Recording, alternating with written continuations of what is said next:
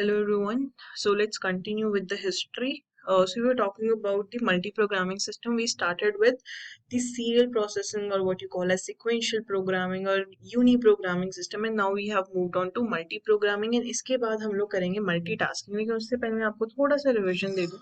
जो uni programming होता था उसमें एक ही टाइम इंस्टेंट पे एक ही प्रोसेस होता था जो एग्जीक्यूट हो रहा था, चाहे वो सीपीयू में हो चाहे वो इनपुट आउटपुट, लेकिन एक टाइम पे सिर्फ और सिर्फ एक ही प्रोसेस होगा. लेकिन मल्टी प्रोग्रामिंग में हमने जैसे पिछली क्लास में देखा कि अगर जैसे T2 टाइम इंस्टेंट की मैंने बात की थी, तो T2 टाइम इंस्टेंट में P1 और P2 दोनों एग्जीक्यूट हो रहे हैं. बस ये फर्क है कि जो P1 है मतलब ये है कि सीपीयू में एक टाइम पे एक ही प्रोसेस है. ठीक है, ये चीज आप ध्यान से सोचना सुनना.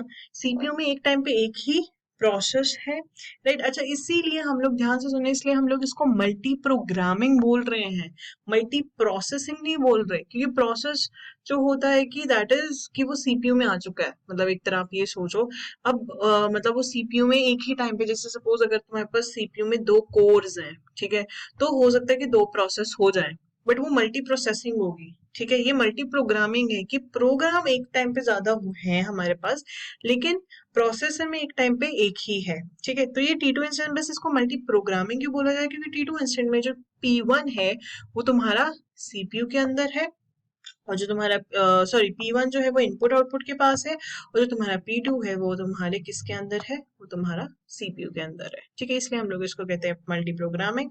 तो इसने सीपीयू यूटिलाइजेशन तो नियरली 100% कर दिया, so it is able to overcome the drawbacks of your uni programming system. But what is disadvantage over here if you see? So the disadvantage over here is that there is something called as busy waiting, which I said to you. So what is the busy waiting? I said कि जैसे ये loop है, इसको कोई भी आप देख रहे हो कि इनपुट आउटपुट डिवाइस की जरूरत ही नहीं है, राइट. तो ये जितनी भी सीपीयू की क्लॉक होगी ये क्या हो जाएगी, वेस्ट हो जाएगी. तो CPU will execute it infinitely, and that is called busy waiting. कि CPU is just busy and all the other processes are waiting. तो ऐसे केस में हम लोगों को क्या करना पड़ता है, हमें फोर्सफुली उस प्रोसेस को किल या स्टॉप करना पड़ता है. वो कैसे करते हैं, टास्क मैनेजर के थ्रू. आप राइट क्लिक कीजिए, टास्क मैनेजर पे जाइए. अब जैसे मैं सपोजली आपको दिखाती हूँ, यहाँ पे आप देखिए टास्क मैनेजर. मैंने जैसे टास्क मैनेजर खोला तो यहाँ पे मेरे पास सारी डिटेल्स आ गई. अब मेरे पास यहाँ पे क्या है, जैसे पेंट खुला है, टास्क मैनेजर. सपोजली मुझे किसी को भी अगर फोर्सफुली करना है, जैसे सपोज मेरे को पेंट को अगर मैं करूंगी नहीं, तो यहाँ पे आप देख सकते हैं एंड टास्क, राइट. आप इस पे क्लिक कीजिए और वो टास्क क्या हो जाएगा, फोर्सफुली किल हो जाएगा. तो हम लोगों को या तो सिस्टम को ही रिबूट करना पड़ता है, that is the other option we have. ठीक है, तो ये हमारे पास क्या होता है मल्टी प्रोग्रामिंग के बारे में. ठीक है, अब हम लोग बात करते हैं मल्टी प्रोसेसिंग के बारे में. ठीक है, now we are moving one step further and now we are going to talk about multitasking. ठीक है, ध्यान से सीक्वेंस याद रखना, पहले सीक्वेंशियल फिर मल्टी प्रोग्रामिंग, एंड हम थर्ड नंबर पे बात कर रहे हैं विच इज मल्टी टास्किंग. ठीक है, अभी मल्टीटास्किंग क्या होता है. अब हम लोगों ने मल्टीटास्किंग में सोचा कि हम लोग क्या करें कि जो बिजी वेटिंग वाली कंडीशन है, अब देखो हर जो एक नया सिस्टम आगे आ रहा है हमारे में या इजाद हो रहा है, वो नया सिस्टम वो इसलिए हो रहा है क्योंकि पिछले में कुछ ना कुछ डिसएडवांटेज था, करेक्ट. तो क्योंकि हमारे पास पिछले में कुछ ना कुछ डिसएडवांटेज था, तो हम लोग उसको रिमूव करने की कोशिश करें. तो बिजी वेटिंग को कैसे रिमूव कर सकते हो आप, वो मल्टीटास्किंग से मतलब वो तो चलो मैंने टर्म बोल दी. देखो ये सब चीजें टर्म्स होती हैं, एक स्टोरी बिल्डअप होती है. हिस्ट्री में ये चीज अच्छी होती है कि there is a story which gets build up. कि पहले हम लोगों ने सबसे नेव तरीके से यूज किया, शुरू किया कि चलो एक एक करके आओ. फिर हमने बोला भी अगर एक एक करके आए तो सीपीयू यूटिलाइजेशन यूनिट, फिर सीपीयू यूटिलाइजेशन करने के लिए हमने मल्टी प्रोग्रामिंग पे आई, यूनी प्रोग्रामिंग से मल्टी प्रोग्रामिंग में. अब हम लोगों ने देखा कि बिजी वेटिंग की दिक्कत है, उसको हम लोगों ने सोचा कि अच्छा भाई इसको हम लोग कैसे कर सकते हैं, ओवरकम हम कैसे कर सकते हैं. तो एक तरीका है, ध्यान से सुनना, बहुत ही सिंपल है, और हो सकता है कि तुम्हारे दिमाग में भी ये आया हो, राइट. तो हमारे पास सेम कंडीशन है, हमारे पास तीन प्रोसेसर्स हैं. ये मेरे पास क्या है, ये मेरे पास P1 है, फिर मेरे पास P2 है, और फिर मेरे पास P3 है. Getting it. तो जब मेरे पास ये तीन प्रोग्राम्स है, ठीक है, जब आएंगे तो चलो ठीक है. तो हम यहाँ पे एक चीज डिफाइन करते हैं जो होता है टाइम स्लाइस. ठीक है, तो ये तो वैसे बहुत छोटा है, लेकिन मैं मान के चलती हूँ 2 नैनो सेकेंड है, जस्ट फॉर एन इंस्टेंस, ठीक है। तो हमारे पास क्या है, 2 नैनो सेकेंड। हर एक प्रोग्राम जो होगा वो दो नैनो सेकेंड्स के लिए करेगा। इसको हम बोलते हैं आप हो गया क्या, 2 नैनो सेकेंड्स के लिए चलेगा। अब सपोज कीजिए हमारे पास क्या है, ये मेरे पास, मैं एक डायग्राम बना रही हूँ, ठीक है। अब हमारे पास सबसे पहले क्या होगा, P1 है रेडी क्यू में, तो सबसे पहले हमारे पास P1 आएगा, ठीक है। अब टाइम स्लाइस कितना है, सिर्फ 2 नैनो सेकेंड्स का। तो ये क्या होगा, जीरो सपोजिटली टाइम इंस्टेंट पे शुरू हुआ, तो ये क्या हो जाएगा, ये सिर्फ और सिर्फ 2 नैनो सेकेंड्स तक एग्जीक्यूट। अब ये अगर पड़ा भी हुआ है, अगर सपोजिटली ये 2 नैनो सेकेंड्स में खत्म हो जाता तो ठीक है, नहीं तो क्या होगा, ये यहाँ से हट जाएगा और ये यहाँ पे आके खड़ा हो जाएगा, ठीक है। अब क्या होगा, P2 को बारी मिलेगी, ठीक है। अब इसमें अगर सपोजिटली P1 वो लूप जैसा भी हुआ, तो उसको 2 नैनो सेकेंड के बाद रुकना ही पड़ेगा, ठीक है।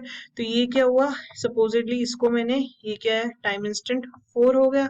अब ये भी मैं मान के चलती हूँ कंप्लीट नहीं हुआ, तो ये भी रेडी क्यू में अब पीछे जाके खड़ा हो जाएगा। अब रेडी क्यू में अगला कौन है, P3 है, तो यहाँ पे मेरे पास क्या आ जाएगा, P3, ठीक है। P3 को कितना टाइम मिलेगा, सिर्फ और सिर्फ 2 नैनो सेकेंड्स, तो ये 6 टाइम इंस्टेंट हो गया। अब मैं मान के चलती हूँ कि जो P1, अब P3 गया, P1 की बारी है, P3 यहाँ पे आके लग गया। अब जो P1 है, सॉरी राइट, वो जो P1 है मेरे पास, वो सपोज सिर्फ 1 ही नैनो सेकेंड का बचा है अभी, ठीक है। तो ये 6 से क्या हो जाएगा, 7, ये 7 टाइम इंस्टेंट तक चलेगा मेरा। तो यहाँ से P1 हट गया, और अब क्योंकि खत्म है तो ये पीछे रेडी क्यू में जाके नहीं लगेगा, ठीक है। अब सपोज P2 है, इसको क्या मिलेंगे, फिर से 2 टाइम इंस्टेंट, तो 7 + 2 = 9, तो ये यहाँ पे 9 आ जाएगा। मैं मान के चलती हूँ P2 भी मेरा ओवर हो गया है। अब P3 के जितने टाइम सेकेंड्स बचे हैं, लेट इट बी, वो कितने बचे हैं, 10, ठीक है। सॉरी, एक ही बचा है, राइट, मैं 10 बोल रही हूँ, प्लस करके क्या हो जाएगा, 10, और ये आपका क्या हो जाएगा, एग्जीक्यूशन ओवर हो जाएगी, ठीक है। अब हो क्या रहा है यहाँ पे, ये आप देख रहे हो कि P1 के बाद P2, फिर P2 के चलते के बीच में ही क्या हो गया, P3, इसके चलते के बीच में ही क्या हो गया, P1। तो इस चीज को हम लोग क्या बोलते हैं, इस चीज को हम बोलते हैं कॉन्टेक्स्ट स्विचिंग, ठीक है। कि वो क्या कर रहा है, एक प्रोसेस से दूसरे प्रोसेस में जाए जा रहा है। अब इससे क्या होगा, जो सीपीयू की इंटरएक्टिविटी बढ़ गई, वो बहुत ज्यादा हो गई, राइट। अब इसके कारण जो ये सिस्टम है, अब देखो, जो सबसे पहला सिक्वेंशियल होता था उसको कहते हैं यूनी प्रोग्रामिंग, दूसरा होता था मल्टी प्रोग्रामिंग सिस्टम। ये मल्टीटास्किंग सिस्टम है, लेकिन हम इसको बोलेंगे, ये जो हमारा अब ओएस बन चुका है, ये बन चुका है इंटरएक्टिव, ठीक है। अब क्योंकि सीपीयू जो है, क्योंकि interaction between the CPU and the process is fast now, मतलब हम सब प्रोसेस के साथ इंटरएक्टिविटी देख रहे हैं। जो हमारा वो था, सबसे पहला यूनी प्रोग्रामिंग, उसमें तो इंटरएक्टिविटी सबके साथ थी नहीं, एक एक करके। दूसरे में क्या था, इंटरएक्टिविटी तो थी, लेकिन अगर सपोजिटली कोई लूपिंग वाला आ गया तो बाकी प्रोसेस। अब इसमें क्या होगा, तुमने टाइम स्लाइस दिया दो का, तो वो क्या हो जाएगा। अच्छा, इसमें क्या होता है, जो कॉन्टेक्स्ट स्विचिंग होती है वो इतनी फास्ट होती है, हम लोगों को ऐसा फील होता है कि देखो नैनो सेकेंड, हम लोगों के नैनो सेकेंड का पता चलता है नहीं, ऑफ कोर्स नहीं। तो वो इतनी जल्दी जल्दी कॉन्टेक्स्ट स्विच करता है कि हम लोगों को ऐसे लगता है कि P1 P2 P3 ये सारे एक साथ में ही एग्जीक्यूट हो रहे हैं सीपीयू के अंदर, हम लोगों को ऐसा फीलिंग आती है, राइट।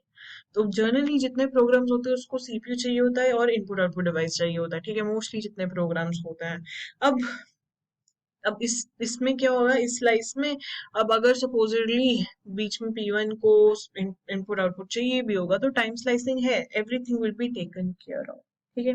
और ये जो प्रोसेसेस की, अच्छा, ये जो आप सारे प्रोसेसेस देख रहे हो ना, इसकी जो ओएस को रिक्वेस्ट जाती है, वो सिस्टम्स कॉल के थ्रू जाती है। जितनी भी रिक्वेस्ट है, जैसे मैंने प्रिंटफ की बात की थी आप लोगों को पिछली वीडियो में, कि प्रिंटफ वो क्या होता है, कि राइट सिस्टम कॉल होगी, तो वो कैसे एग्जीक्यूट होती है, वो ओएस को एक सिस्टम कॉल के थ्रू होता है, ठीक है। तो ये हम लोग हिस्ट्री के बारे में मल्टीटास्किंग का यहीं पे खत्म करते हैं। Thanks a lot for watching and I hope you like the video. If you want to give any feedback, please give it to my email ID, which is conceptsindepthandeasy@gmail.com. Thank you so much.